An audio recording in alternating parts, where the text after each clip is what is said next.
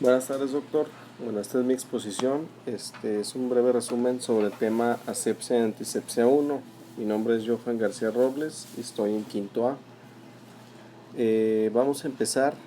En este tema nosotros debemos de tener en consideración ciertas definiciones claves, que sin estas nosotros se nos dificultaría un poco más entender el tema, las cuales son esterilización. La esterilización es todo objeto, sustancia libre de microorganismos de cualquier forma de vida. El instrumento estéril es el utensilio que se utiliza para tratar una herida, ya que este no deberá ser un vehículo que deposite microbios en ella. Entonces el instrumento estéril tiene que tener esta capacidad. Los métodos de esterilización físicos y químicos van a ser todos aquellos que destruyan todas las formas de vida, ya sean microorganismos, esporas o virus. Otras definiciones que vamos a utilizar va a ser lo que es el antiséptico. El antiséptico va a ser toda sustancia aplicada en la piel, en las mucosas, que disminuya la carga bacteriana o la concentración bacteriana sin afectar lo que es el tejido al que nosotros estemos tratando. El germicida va a ser aquel que destruya los organismos patógenos y sea capaz de inactivar virus o protozoarios, pero estos lo que tienen es que no afectan a las esporas de las bacterias ni a los hongos. Estos dos van a tener la capacidad de que son muy resistentes frente a cualquier estímulo o alguna cosa a la que nosotros los estemos exponiendo. Tienen mucha capacidad de supervivencia. Entonces aquí debemos de utilizar otro tipo de medios, ya sean químicos, para poder erradicarlos. La desinfección va a ser el proceso por el cual nosotros vamos a hacer lo que es la destrucción de gérmenes que vayan a ser causantes de enfermedad. Aquí puede ser por aplicación de algún agente químico o algún agente físico. Esta se utiliza sobre todo en lo que son objetos inanimados. La sanitización va a ser el uso de agentes que se empleen para reducir el número de microorganismos hasta un nivel aceptado. Estos generalmente van a ser de 10 a la 2 o 10 a la 3, entonces puede variar mucho. Las concentraciones normales de nuestro cuerpo de la carga bacteriana van a ser generalmente de 10 a la 5 a 10 a la 6, entonces tiene que ser mucho menor a esto. Los preservadores van a ser todos aquellos que impidan la multiplicación bacteriana. Un sinónimo de preservador va a ser bacteriostático. El bacteriostático va a ser el que inhibe la proliferación bacteriana, entonces tienen muchas similitudes. Vamos a ver entonces lo que son los métodos de esterilización por medios físicos. El primero que se va a utilizar va a ser lo que es de a calor seco. El de calor seco va a consistir en una elevación de la temperatura hasta niveles que sean incompatibles con la vida. Aquí lo que se tiene que utilizar va a ser lo que son un horno, algún sanitizador, flama directa o pasteurización, que estos van a tener muchas o diversas funciones. El de flama directa tiene mucha utilidad para lo que son laboratorios de bacteriología. Aquí va a consistir en el uso de un mechero de Bunsen, que es el que vemos allí en la imagen. Este es un quemador a base de gas butano y también de aire, lo que produce una flama que alcanza hasta lo que son los 1500 grados centígrados. El uso en bacteriología es ver o comprobar si se trabajó de una manera adecuada en algún medio de cultivo. Cuando ya nosotros hicimos nuestra siembra, dejamos una caja Petri que va a ser nuestro control y dejamos otra más que es la que vamos a pasar por flama directa. Si en la flama directa nosotros al momento de pasarla y dejarla en la incubadora por 2 o 3 días hay un crecimiento bacteriano, nosotros vamos a comprobar que la caja Petri o lo que nosotros hayamos trabajado está contaminado. El método de incinerización o de incineración es una forma rápida o eficaz para disminuir o eliminar los fomites. O sea, ¿qué van a ser los fomites? Todos aquellos que sean capaces de transmitir o contagiar enfermedades. Aquí se tiene que utilizar lo que es la combustión. Aquí que aplica son los cuerpos de animales en los que se esté experimentando, todos aquellos residuos biológicos por los cuales se vaya a contar en el laboratorio como tal, o en el quirófano, aquellos residuos biológicos que queden del trabajo que se empleó en una cirugía o en alguna intervención. Otro método de esterilización va a ser por túneles de aire circulante. Los túneles de aire circulante es un sistema de esterilización a base de calor seco, donde se colocan objetos en una banda transportadora. Aquí va a tener un mecanismo, en lo que va a haber un mecanismo de corredera. Van a llegar a lo que es como una cabina. En esa cabina va a haber lo que es aire filtrado de aire caliente. Al momento de que el objeto que se pase por esa cabina va a alcanzar el grado de esterilización. Esa es la característica que tiene este método. Este generalmente tiene usos industriales, no tiene un uso en quirófano como tal. Otro de los métodos de esterilización que nosotros vamos a utilizar va a ser a base de calor húmedo.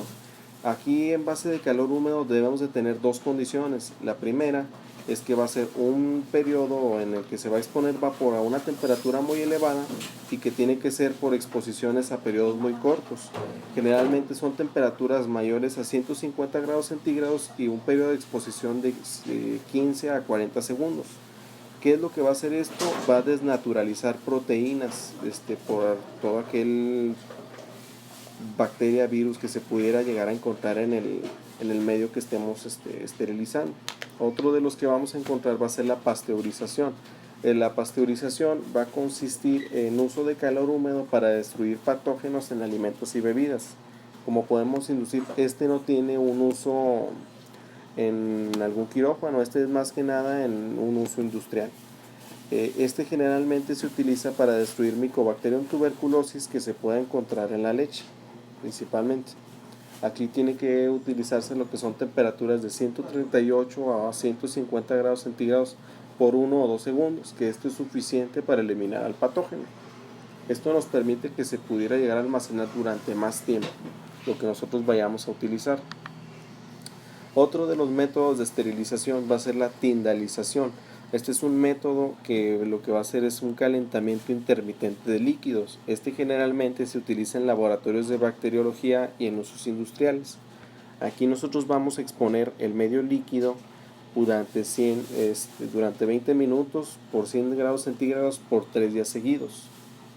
Otro de los métodos de esterilización va a ser la ebullición y vapor de agua. En la ebullición y vapor de agua nosotros vamos a sumergir jeringas hipodérmicas en el cristal donde nosotros tengamos el agua, que estas lo que van a hacer es que van a aumentar la temperatura hasta punto de ebullición. Tiene que durar o sostenerse durante 15 minutos y pues aquí básicamente nosotros vamos a depositar instrumentos. Estos instrumentos se van a destruir todos aquellos patógenos, pero la característica es que destruya bacterias no esporuladas, generalmente lo que nosotros ya habíamos estudiado. El autoclave se empezó a utilizar desde 1679 por un principio. Aquí lo que utilizaban en 1679 era una válvula contrapeso y era para ablandar médicamente alimentos. Pero después se vio viendo que si le hacían ciertas modificaciones tendría cierta práctica médico-quirúrgica, cuando en 1886 Ernst von Bergmann lo utilizó, agregando lo que eran algunas válvulas de cierre y también un sello hermético. Se fijó que podía utilizarla para esterilizar utilizar instrumentos quirúrgicos. Entonces aquí en este año se introdujo lo que fue la técnica aséptica. Esta tiene que tener ciertos ciclos de esterilización, generalmente son de 10 a 25 minutos por 132 o 135 grados centígrados, o de 10 a 30 minutos a 121 grados centígrados. Esos son los ciclos que generalmente se utilizan. O cuando son es propiamente un ciclo en autoclave a alto vacío, son de 4 minutos por 132 a 135 grados centígrados. Esta tiene una válvula, como mencionaba. Esa válvula nos va a indicar cuando generalmente se llegó al punto máximo del autoclave. Esa válvula entonces se tiene que levantar para que empiece a liberar aire. Al mismo tiempo esa misma válvula nos va indicando a qué presión ya llegó.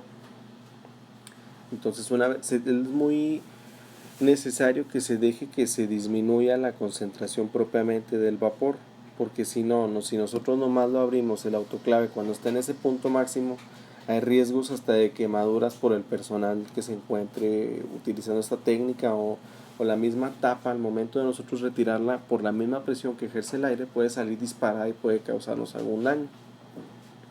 Vamos a ver entonces como decía, los métodos de limpieza y lavado de materiales. En cuanto a los métodos de limpieza y lavado de materiales, nosotros vamos a tener de dos tipos. Vamos a tener la limpieza y desinfección manual. Aquí es prácticamente la que ejerce el instrumentista. El instrumentista tiene que colocarse lo que son guantes de hule gruesos y limpios y va a lavar con agua y detergente. Tiene que utilizar lo que es un cepillo, igual debe de contener jabón. Entonces aquí va a utilizar también lo que es el agua. Tiene que limpiarlos y tallarlos generalmente por un ciclo de 2 a 3 minutos por instrumento. Algunas guías pueden decir que es menos, pero entonces va a variar. Y posteriormente el instrumentista tiene que secarlos. Después se tienen que sumergir los instrumentos generalmente en agentes químicos descontaminantes, como puede ser el glutaraldehído al 0.5%.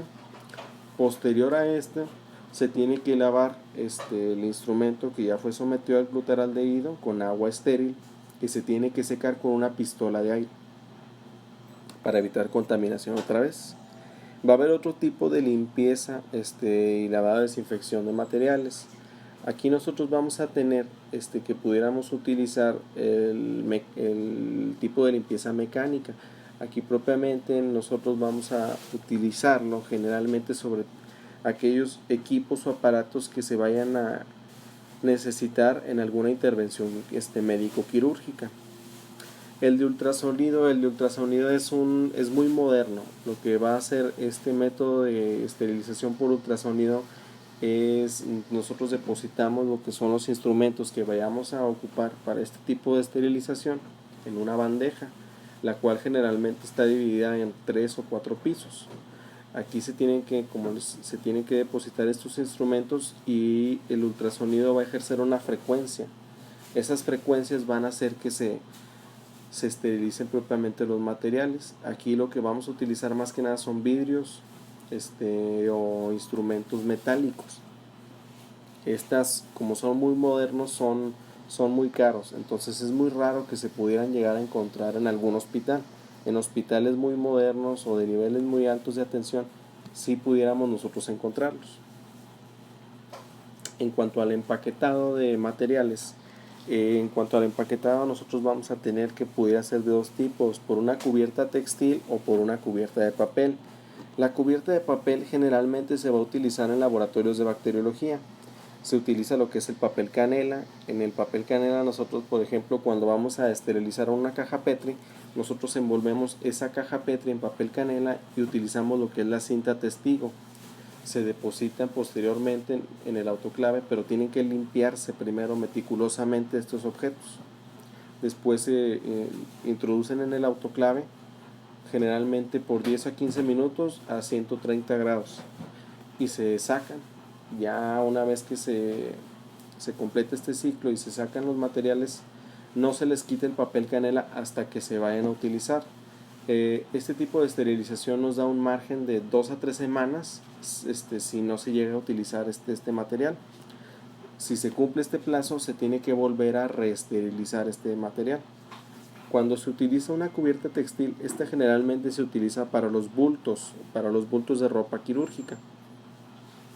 Esta tiene que tener una capacidad de tener una doble capa, ya que en dada ocasión de que se llegara a perforar, uno tiene que tener una doble barrera, tiene que tener esa cubierta protectora. Entonces, estas tienen que permitir lo que es el paso de vapores cuando se introduzcan en el autoclave. Tienen que ser una barrera física efectiva contra polvo y microbios en el interior. Estas aquí vienen la forma en la imagen, en la primera imagen, los métodos en los que nosotros vamos a colocar el bulto y donde nosotros los vamos a empaquetar. Aquí son dos tipos de empaquetado. El primero se tiene que utilizar una forma romboidea y colocar el bulto en el centro y envolverlo propiamente. Para sellarlo podemos utilizar lo que es cinta testigo para evitar que este se abra.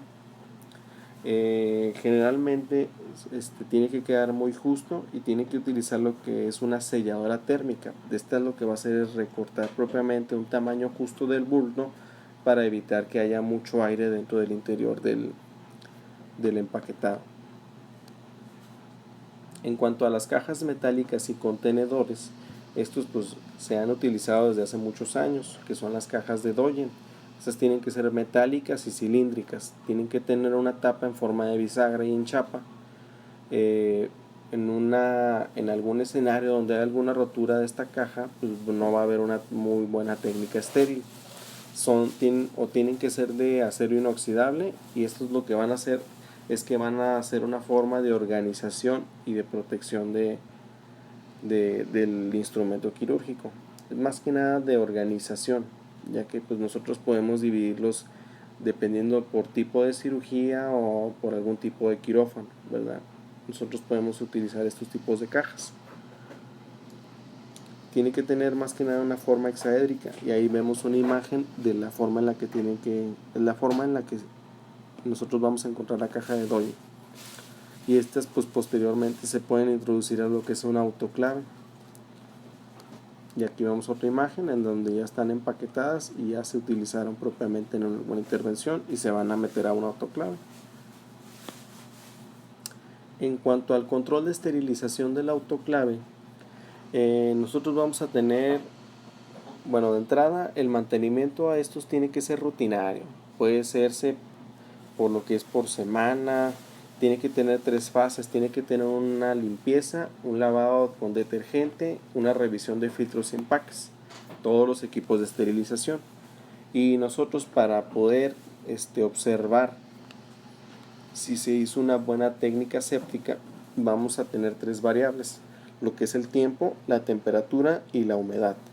Y también vamos a tener lo que son indicadores biológicos.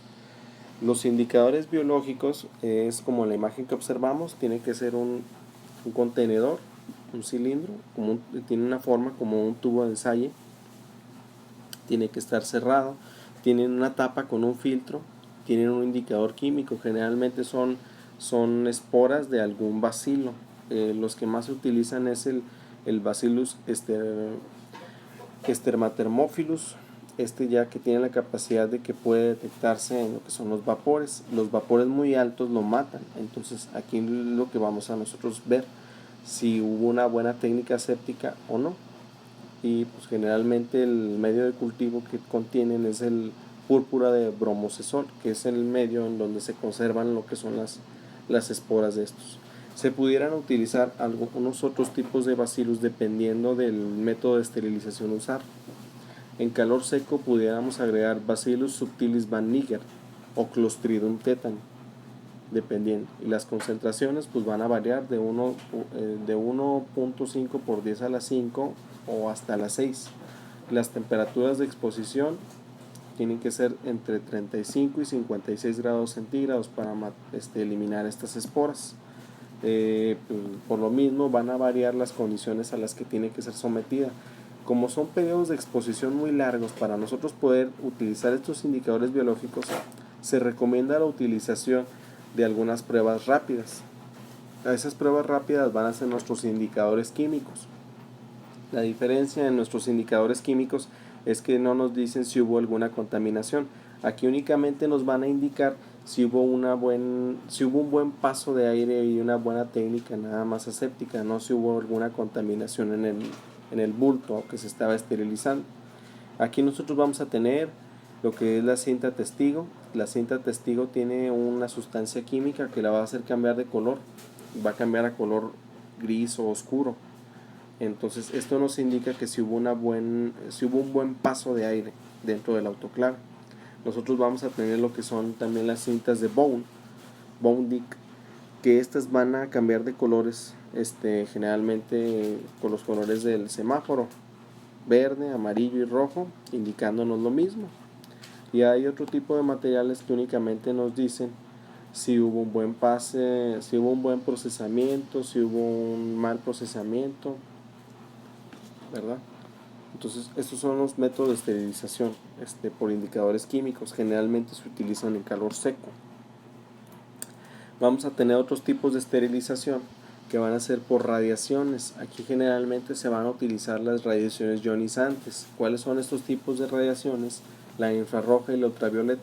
Estas no tienen un uso como tal quirúrgico, van a ser más de un uso industrial, por lo mismo, porque Estas sí tienen mucho efecto de toxicidad y se tienen que dejar generalmente de 3 a 4 días después de que se expusieron a esterilización. Aquí las ionizantes se pudieran utilizar en lo que son suturas, gasas y en algunos campos descartables, pero por esa misma condición que yo mencionaba, no tienen un uso muy fuerte quirúrgicamente. Pero lo que tiene es que sí eliminan en su totalidad bacterias, virus y hongos. Estos se van a utilizar generalmente en laboratorios, en los depósitos, en las bodegas de ropa quirúrgica, nada más. Si nosotros continuáramos esta exposición, va a haber algunos agentes antimicrobianos que se van a utilizar. De entrada nosotros vamos a tener el alcohol etílico y el alcohol isopropílico. El alcohol etílico y el isopropílico son bactericidas o germicidas, que ya vimos que es lo mismo. Estos van a tener una buena actividad contra las esporas secas y contra Streptococcus epidermidis. Estos se van a utilizar sobre el instrumental quirúrgico, ya que estos generalmente no se utilizan. Se comprobó que estos pueden ser corrosivos para el acero inoxidable, entonces se utilizan más para desinfección de termómetros y algunos frascos de medicina. El isopropílico es mucho mejor disolvente de las grasas y pues, es menor su uso fuera de un hospital por lo mismo. A pesar de que es mejor, no tiene mucho uso. Vamos a tener nosotros aldehídos. Estos van a ser eficaces contra bacterias, hongos y virus. Estos van a aumentar su eficacia si se diluyen con el alcohol isopropílico y pues son generalmente para matar esporas.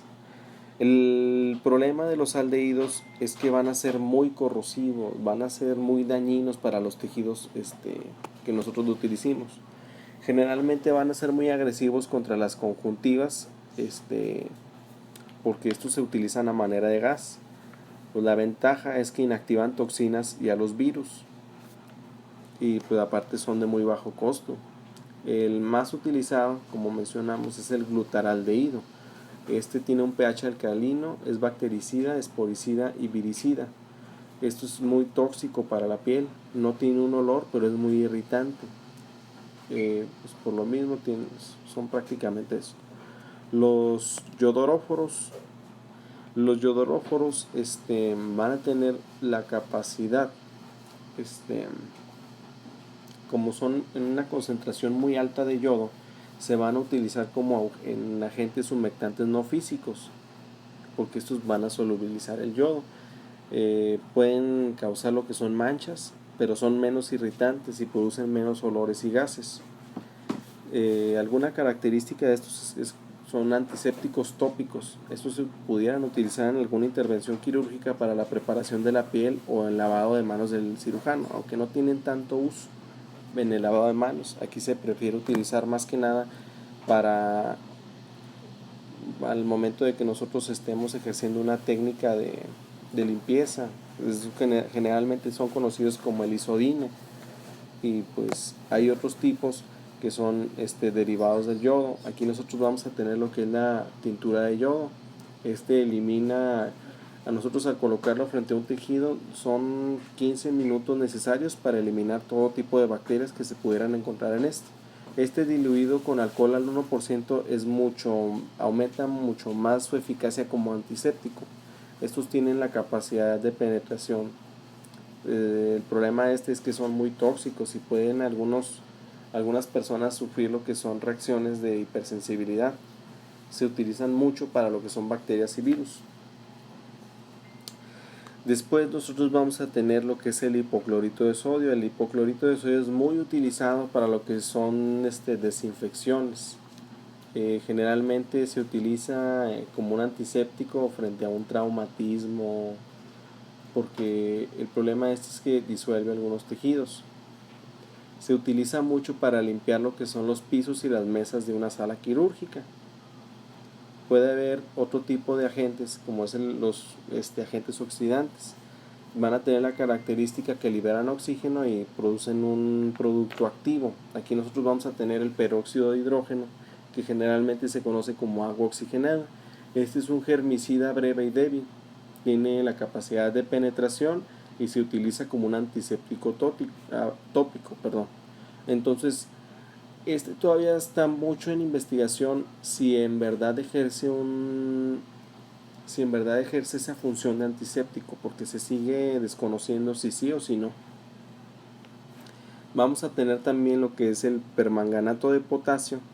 El permanganato de potasio se encuentra en lo que son cristales de color púrpura, los cuales van a ser solubles en agua.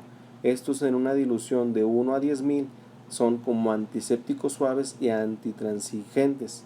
Estos reducen lo que son la inflamación.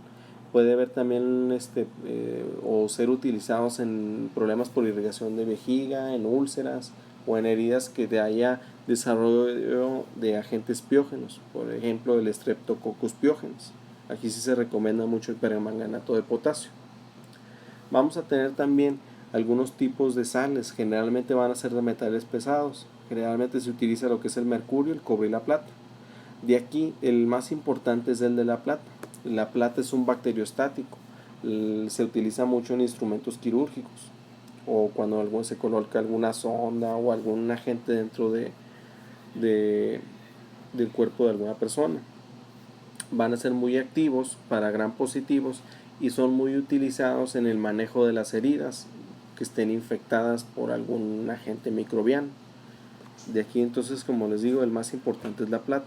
Va a haber otro tipo de agentes que son los furantatos. Aquí vamos a tener dos máximos exponentes: la nitrofurantoína, que se utiliza en vía oral, y la fenazolidona de igual manera en vía oral.